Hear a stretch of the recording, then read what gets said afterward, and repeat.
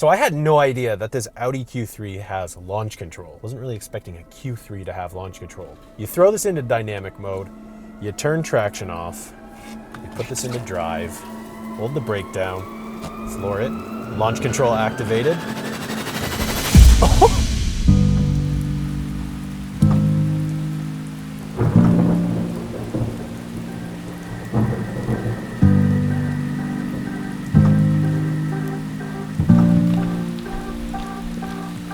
It is a rainy, windy day. There's been lightning, thunder, a very humid March today here in London, Ontario, Canada. Anyways, welcome to the 2026 Audi Q3.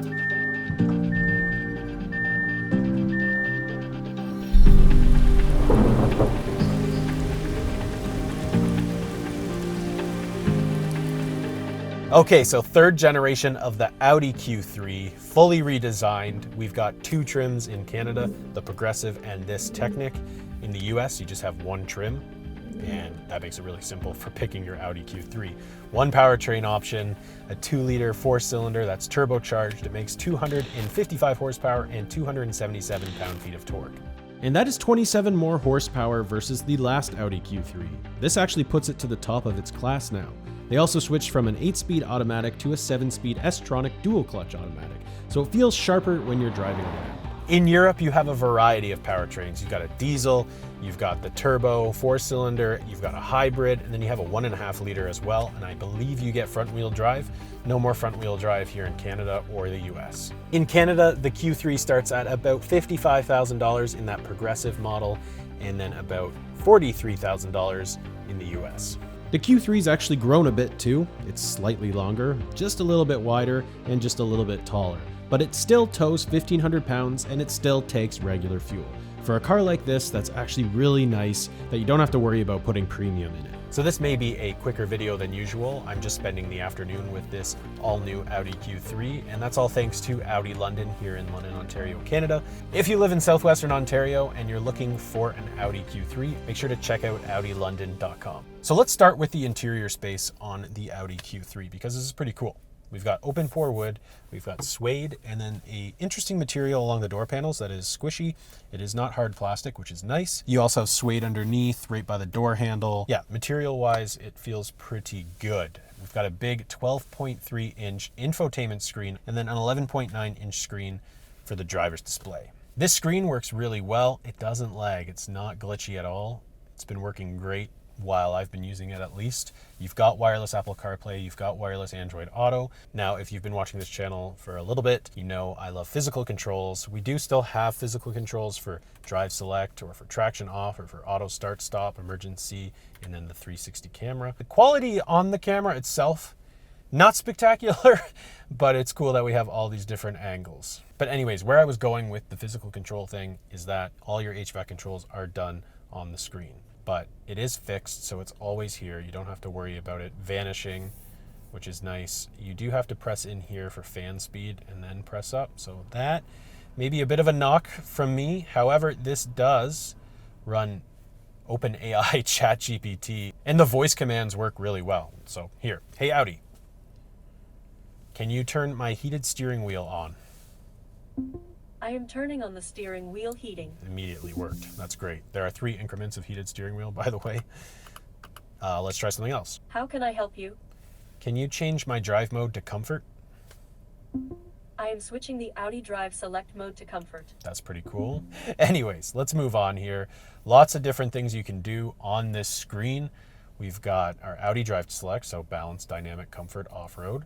Then we have lights. So this is where you can change the exterior lights. You can change the different patterns that are on your daytime running lights right here. You've got 4 different options to choose from. This was on the Audi A3 I reviewed a while ago, but it only had 3 options, I believe. Then there's advanced lighting effects, and this is where you can make a cool animation from your headlights. So if you're in the dark, this works a lot better. It's not going to do it right now. But there are 3 different patterns to choose from or animations to choose from. Then if we go back, we have your interior lighting, And there's different ambient colors. You can see the blue right now. And it's cool, actually. It shows up in the door panel. Because it's so bright out, it's not staying on. But when I change the colors, it does show up in the door panel. That's really cool. When you jump over into the driver's display, you've got your tachometer, then you have your adaptive cruise view, and then there is a map. And this is where you can throw over your Apple Maps, which is showing up on the screen right now. And then you have other submenus you can throw up on the side there, Sirius XM, you got who you've been talking to, navigation, and all that kind of stuff. So this Audi Q3 has a Sonos sound system. When you jump into the sound settings, you can change it from concert, neutral, lounge, podcast, and then you can make your own sound profile as well. I like the concert one. I think that makes it sound the best. So here's an interesting part on the Audi Q3, and that would be the stock with park, reverse, neutral, drive. It's connected all the way over here to your turn signals and the dial for your wipers. So I've been able to test out the wipers pretty good today. But in order to turn lanes or to signal for lanes, you press down pretty good and then you press up pretty good. So this takes a little bit of getting used to, but I mean, I've been driving this for a few hours and I'm already used to it, so not a big deal. Now underneath this panel, we have a wireless charger. My phone's in there charging. This wireless charger is actually cooled. So we've got a volume dial, so at least we still have got some physical controls. And then, like a lot of Audis, we have an adjustable center console, and it's a decently deep console. Not super wide, but you can fit a good amount of stuff in there. Now both seats have leg extensions, so that's great.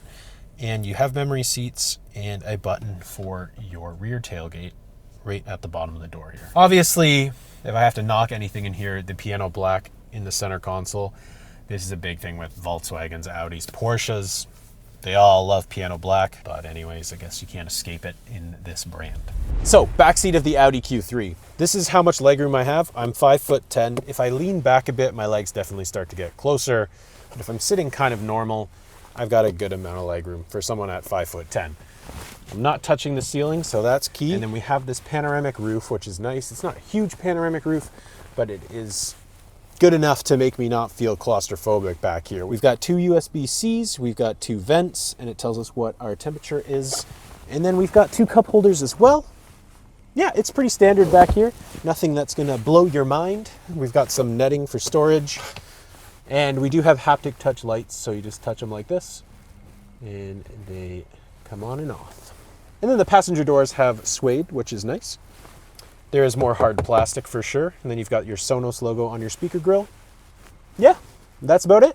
In terms of cargo capacity, you get 29 cubic feet of space behind the rear seats when you have them pushed all the way, and then 50 cubic feet with the rear seats folded down. The rear seat also features a 40-20-40 split design, and when the seats are folded down, you have a very flat floor.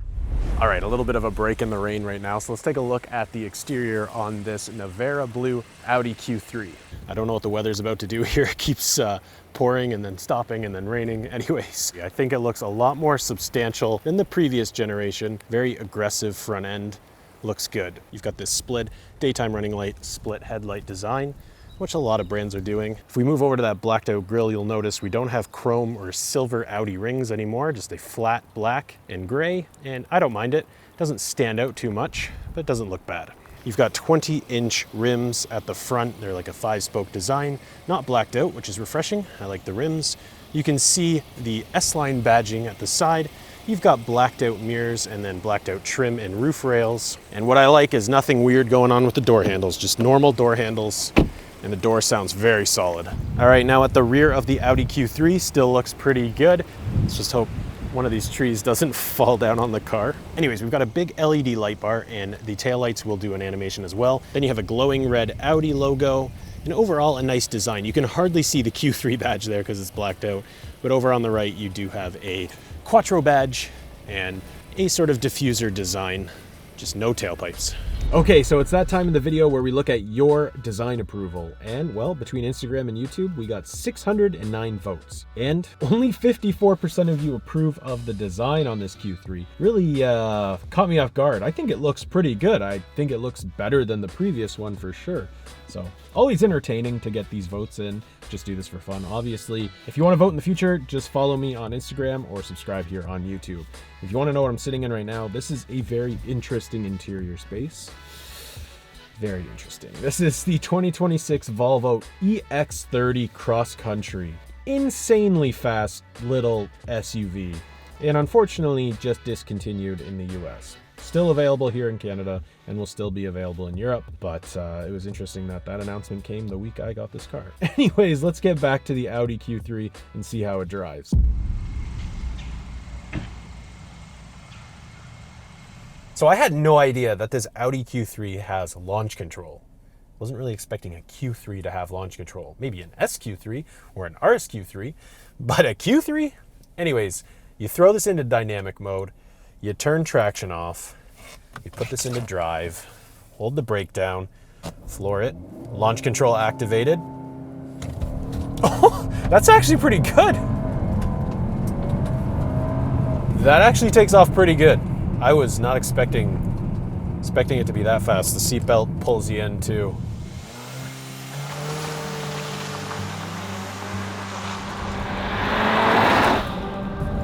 Okay, so it's quick. Weirdly quick. I was not expecting this Q3 to be this fast. It can hit 60 miles per hour in under 6 seconds. That's pretty good for a vehicle like this. The dual clutch actually shifts decently quick. Here's downshifting. That's pretty fast. It'll upshift for you if you don't. Throughout most of the day, I've been driving it in dynamic. The steering feel gets a little bit heavier. When you throw it into comfort mode, it gets a little bit, yeah, there's so much more body roll as soon as you throw it into comfort. And then when you throw it into dynamic, it really tightens up. You can actually significantly feel that. Wow.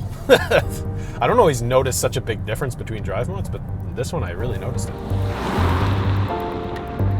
I don't know why I feel so energetic or excited about this Audi Q3, but it's always kind of cool when a car catches you by surprise. Like, it's more fun than I thought it was going to be. Yeah, so yeah, it's actually, it's pretty fun to take around corners. You still feel body roll, but like nothing like in comfort mode. Unfortunately, Canada and the US will not be getting adaptive dampers. In Europe, the Q3 is available with an optional 2-valve damper system. So the additional body roll I was feeling in comfort mode was simply from the steering lightening up. The drive modes do not change the suspension. In terms of ride quality, the Audi Q3 felt good, and it was a comfortable driving experience even with the 20-inch wheels on it. Visibility around the vehicle is pretty good, and you can see it right there in that camera angle. No major blind spots, but you obviously have blind spot monitoring, 360 camera, all that sort of stuff. So maybe at this price point, we should have a rear view mirror camera. The engine noise isn't very loud, which is good because most people don't want to hear their 4-cylinder. But it's really quiet in here. The cabin is quiet. You've got dual pane windows up front. They aren't dual pane in the back, but they're like slightly thicker than just like a regular window. So it is quiet. Now, fuel economy, I haven't spent a week with this, so I don't really know. It should get around 9.8 liters per 100 kilometers. That's what it says on the Audi website. So probably expect like 10 liters per 100 kilometers or something like that. Okay, why don't we try the lane guidance out? See how it handles that.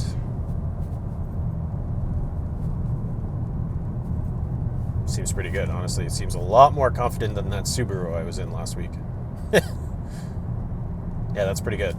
And then now it's telling me to put my hands back on. But this is a very like bumpy, wobbly road, and it's doing a good job at keeping me in the lane. Awesome. I actually didn't think it had it for a second, and I just realized it was switched off. So there you go. I've honestly gotten along with this new wiper control from Audi. It's pretty easy to use. And once you get used to this and you drive this car all the time, you'll get used to this setup, no problem. A lot of people are complaining about this, but honestly, I don't really see it as much of an issue. Also, the heated steering wheel with the 3 increments, it gets hot all over the steering wheel, which is nice. So yes, this is more like a first impressions video. This isn't any sort of week-long review where I spend more time with the car and start to find out more of its quirks and stuff like that. But first impressions, I really like the Audi Q3. This is a really, really big step up from the previous one. Anyways, thanks to Audi London for letting me drive this Q3 for the day. If you enjoyed this video, please feel free to subscribe or like the video. And yeah, we'll see you soon.